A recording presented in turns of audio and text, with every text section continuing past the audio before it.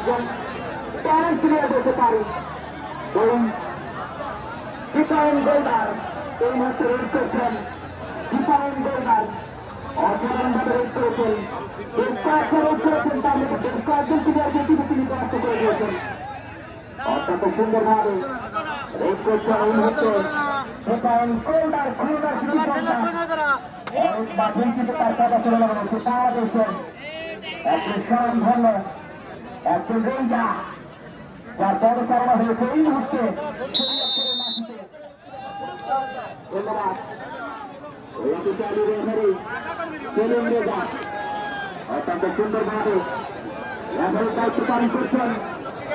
এভাবে টুর্নামেন্টে এভাবে রেফারিকে প্রয়োজন, যারা খেলা থাকে, যিনি খেলাটাকে একেবারে তার হাতের মুঠে রেখেছেন, কোনো বিঘ্ন ঘটতে দিচ্ছেন না।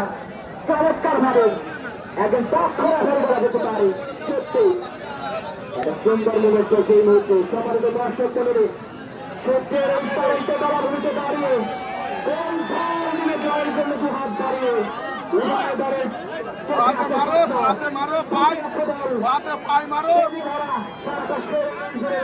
বিশ্বাস আত্মপ্রত্যয়, আর এই আত্মপ্রত্যয়ের উপর ভিত্তি করে আজকে টুর্নামেন্টে আমাদের সবাইকে নান্দনিক একটা হাড়ি উপহার দিচ্ছে। সত্যি ভালো লাগছে। এইভাবে এই টুর্নামেন্টে এইভাবে খেলাইতে দর্শকরা চেয়ে থাকে।